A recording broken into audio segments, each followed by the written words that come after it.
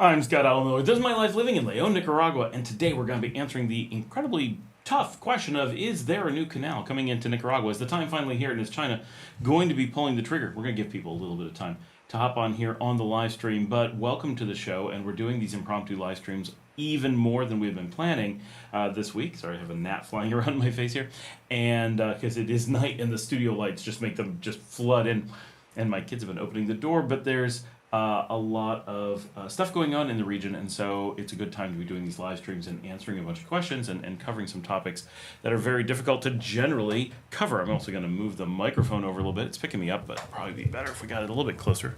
Normally I try to keep it right about there so I don't have to talk quite as loud.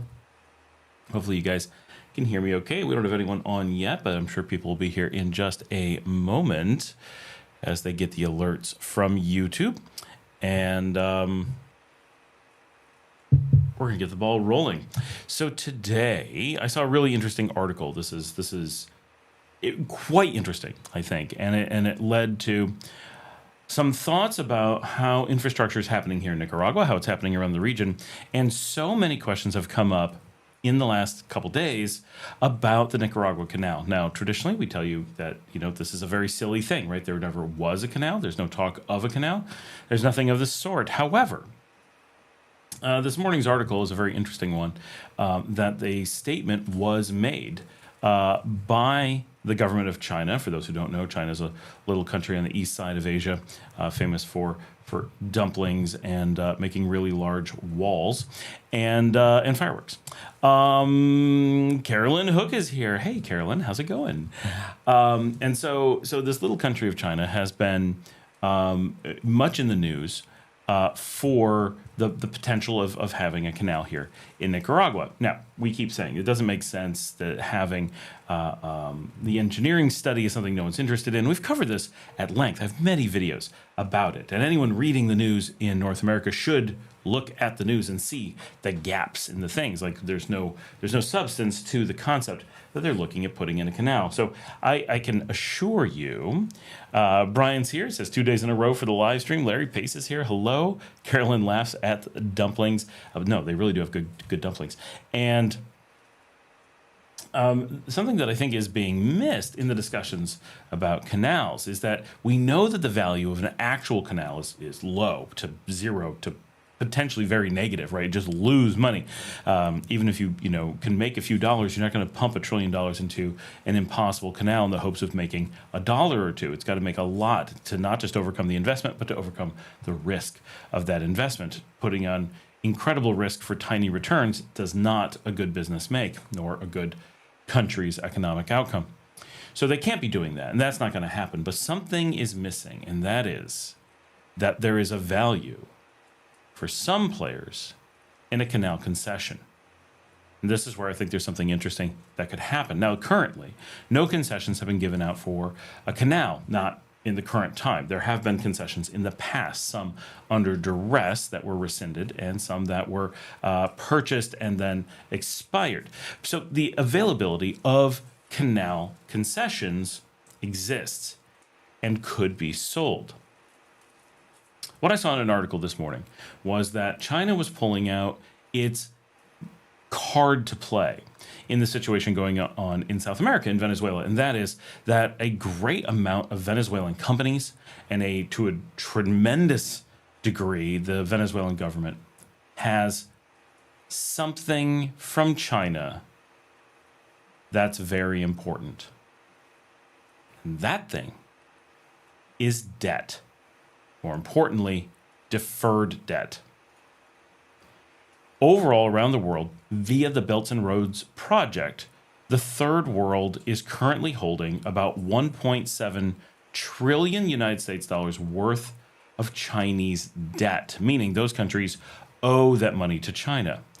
China does not collect on that money, or it collects very little of that money. For the most part, it allows the debt to sit out there unserviced. In many cases, it is officially deferred.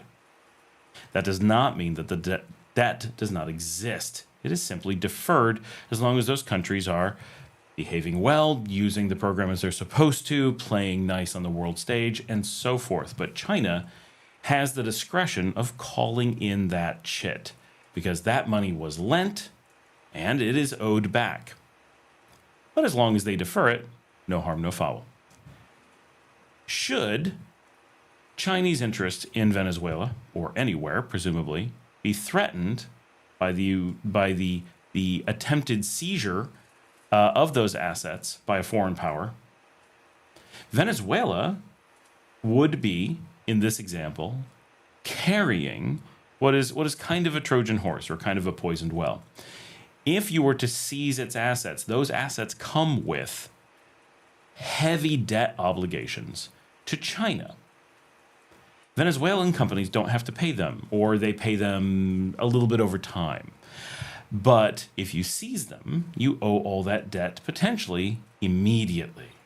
Now, it's not $1.7 trillion in Venezuela, but a company that comes in and decides, oh, there's, we're taking some oil, we're taking some ground, we're taking some buildings, we're taking some supply chains, we're taking some distilleries or whatever, may suddenly find themselves facing billions upon billions of dollars of international seizure fines, where not only are they in trouble for seizing assets, but suddenly Belts and Roads comes due, which means China is able to both hit individual companies for their actions on the ground and hit the U.S. government for its role in the matter, with a level of debt that needing to be serviced that would crush the U.S. Bond market and collapse the economy, as the largest, and this surprises a lot of people who don't spend time studying this, the largest holder of bonds to the U.S. government is Americans. Having those go to junk bond status and the United States stop servicing those bonds would result in the U.S. government simply defaulting on its debt to the American people and servicing $1.7 trillion of debt by simply not giving Americans their money back, right? So this is something that people don't often think about, but Americans carry an absolutely insane amount of American debt. Whether you have that bond that you're keeping in a safe somewhere, or you have a safety deposit box at the bank, or you're in an EFT that does bonds, or you're in some kind of mutual fund that has blended funds, in many cases as some kind of hedge, but that's not really the case. In most cases, as some kind of concession to the government, bonds are purchased because U.S. bonds are generally considered very safe, although their rating has decreased in recent months. It's only slightly decreased. But as it starts to edge towards a default, that rating will get worse. And as it gets worse, servicing debt gets harder and harder because the rate you have to pay to maintain bonds goes up. And so if you're fearful of the status of the current U.S. debt, imagine if it was to go up by 50% basically overnight because you suddenly had to service Belts and Roads loans, and then the potential for defaulting on that could cause the amount you have to pay every month to just maintain that debt could, double. And while the debt load wouldn't double, I've got to get the dog, the amount we have to pay to maintain that debt would go through the roof.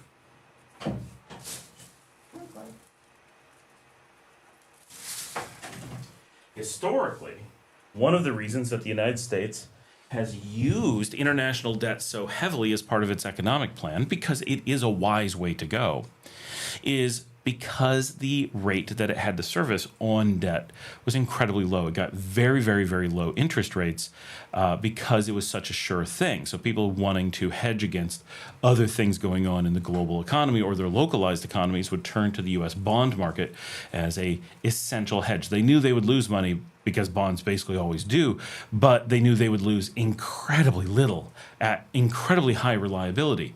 But now people are starting to see that they could lose more than just a little, and it might default and lose everything. So that one value in having something that pays so poorly is that it's such a sure thing. But as it becomes not such a sure thing, it has no value at all. So there's no one to buy the bonds, or people will be buying them pennies on the dollar, right? And that's when they become junk bonds, right? I have a $100 bond, and you go to a bond dealer and you say, it's a $100 bond. I want $99.50 to sell it early. And they go, I'm not giving you $99.50. You'll be lucky if I give you $9.50, right? And so that is where things are potentially headed, and where it's very interesting that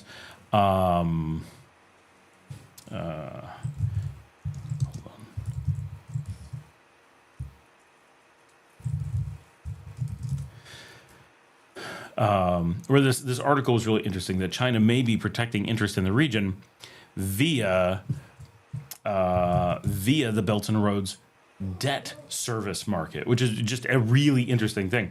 Now, the article I saw was an isolated one where people were talking about it, but the statements that it was built on and the information it was built on was in the news, and you can see it other places. So the underlying Belt and Roads has debts. The debt does this stuff. China is threatening with lawyers any companies that think that they're going to disrupt their investment that it's already out there. That is real and is in all the news outlets, and not something that the U.S. wants to have published if they could avoid it, because that is already just the amount of news that's out should be negatively influencing the bond market. Maybe not to the point where there's a decrease in the bond evaluations, but people have got to be going, ooh, I don't know if I'm going to buy bonds today. That seems like that's no. So that's really interesting. So the thing that then plays into here in Nicaragua is that we do have, and only recently, I have a very whiny dog here. Hey, come here. Come here. So there's another dog here. My third dog is here and took the bed of the little dog, and he is very grumpy as to the situation. So I'm going to leave you guys hanging for just a second. Think about where we're going with this in Nicaragua. We're taking the Venezuela situation and applying it. Oh, the big dog gave him a bed space. Oh, she's so sweet. Oh, she just got up. So she's going to sleep on the floor and let him have it. You're a good dog. You're the old girl, and you just said, okay, you can have it. You're so sweet. We should put you on the show. Everybody wants to see you. So what's interesting here in Nicaragua is that we do have Belt and Roads, but it's very small and very new.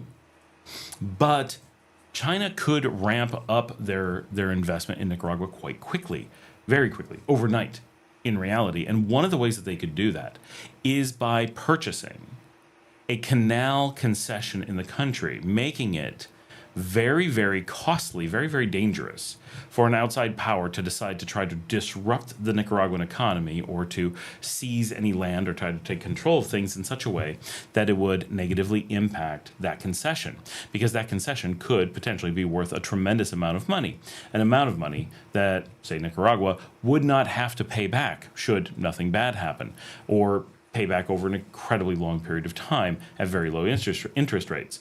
But if something bad was to happen and its credit rating, according to China, was to suddenly drop, the amount may become due, and anyone trying to do business in Nicaragua may find themselves holding a new business, right, using seized assets or using disruptive services, could find themselves on a very costly side of a legal battle where they may owe on the international stage outrageous sums of money.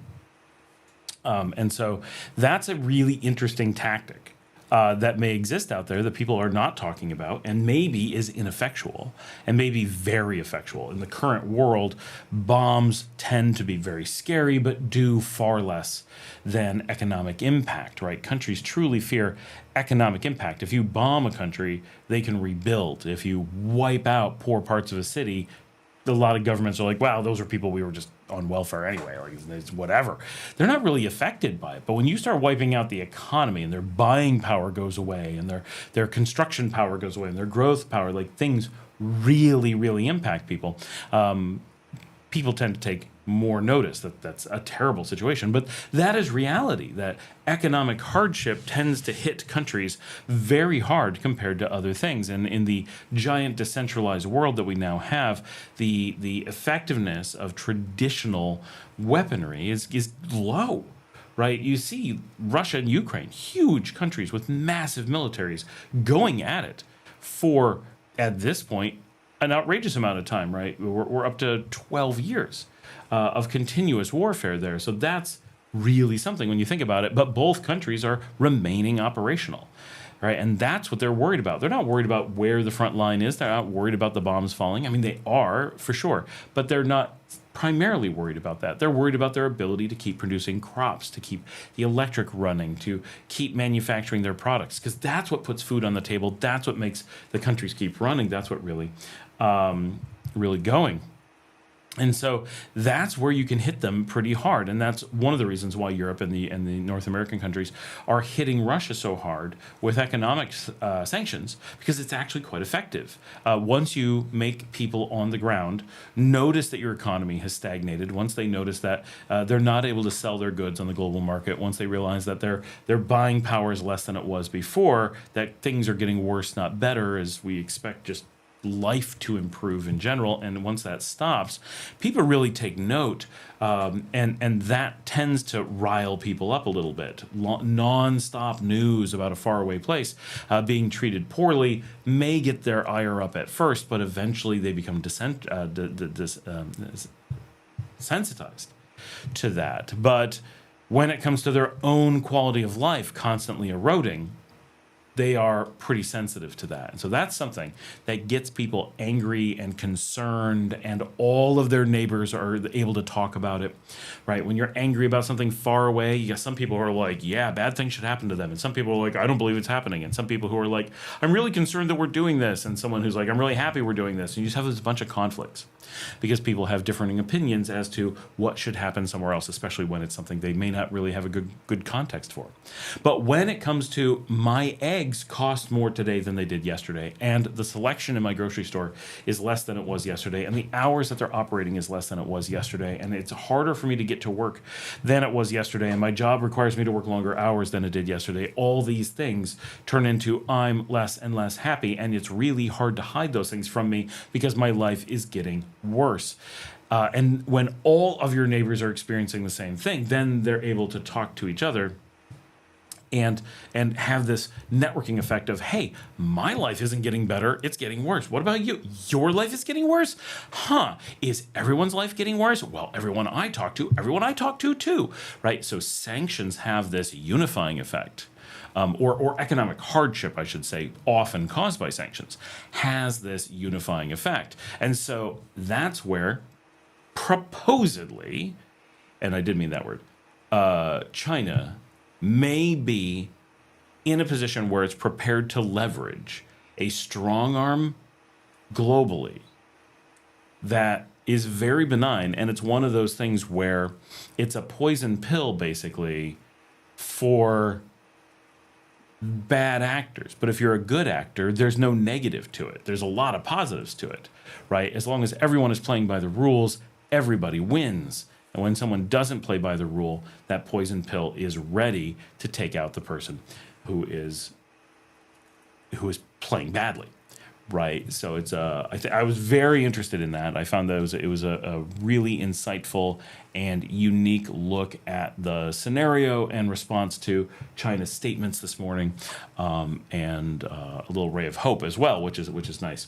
Of course, Brian does say, just a reminder for everyone to take a moment to like and subscribe. There is a subscribe button and a bell. If you hit that bell, that should give you an alert when the live streams happen, because they do happen impromptu all the time, plus our scheduled long form one, which will be tomorrow. Thursday is the big one, so everyone be prepared for that. But we do impromptu ones at any given moment, especially when I have a new topic and not a lot of time to record it. Today was perfect for this, so I meant to have a recorded one today and actually need to reschedule it because it's probably already gone live, as it happens to do from time to time. And then I'm like, oh no, and I take it off and move it because only 2 people have seen it or whatever. I don't think it has yet. Let's see.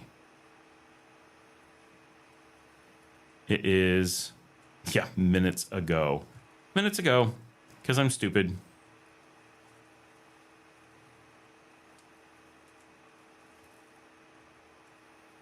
It is definitely for Friday, not for tomorrow, because tomorrow's the live stream. So luckily, I don't think anyone saw it. I think it was up for a couple minutes, but we pushed it off. We've done so many live streams. I don't think we've done a planned episode for a week, because I did the house rental in La Boquita on the 31st, and we're already up to the 7th. Oh, no. I did one on the 2nd. So the first was live, second was recorded, third, fourth, fifth, sixth, 7th, 5 days in a row live. Tomorrow will be 6 days. I guarantee I'm not going to do a live on Friday. I will do a recorded one because I will like a little bit of time off. I do like doing the lives, and they are less work in general, so it is generally nice. But I do have some pre-recorded stuff that I need to get out as well, so I will be trying to do that. But so I found this. Id Group, hey Scott, I got here late. Why are you hopeful? Okay, so the quick rundown, definitely go back and watch the live stream again and give it a thumbs up when you do, and subscribe. And real quick, everyone, please give a thumbs up. It helps promote the show. Do a subscribe if you haven't subscribed. Hit that bell so you know when the live streams come on. And if you'd like to join the channel, in the corner, there's a little join button, and that actually makes it that you can give a little bit to the channel every month and help keep us going, as it does take a bit to do the show. So Id Group says, why are we hopeful? So the quick recap is, I saw this morning, and the thing that was said was that China's lawyers made a statement this morning that they were going to defend their interest, right? And that was kind of just like we're going to watch out for our interest.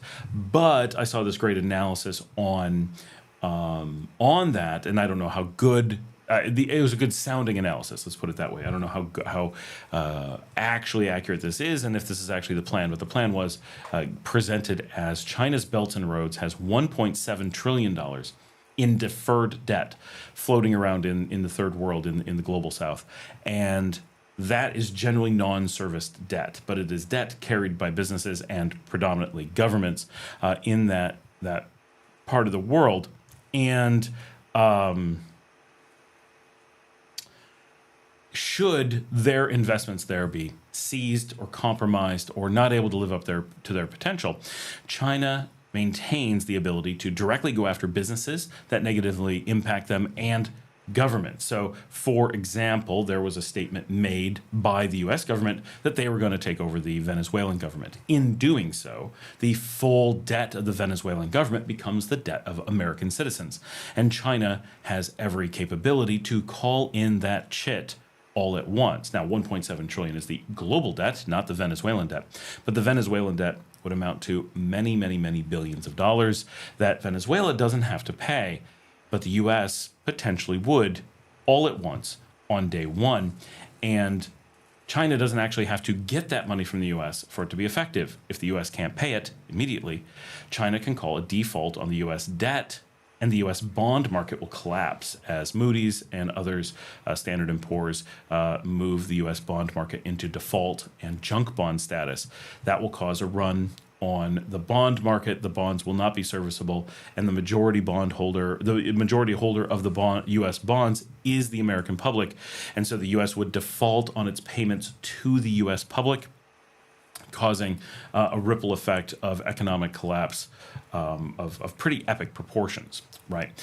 So the ability to potentially do seizures of that nature could be pretty hard. So it looks like China may have an ability to put the brakes on some of the things that are thought could happen in Venezuela, and to, more importantly, make through a poison pill, make the seizure of Venezuelan assets a very distasteful one, and make companies think very much twice about being involved in the process, because they could end up being very big losers, as they may not be aware just how much debt could be being held by businesses that they may be going after.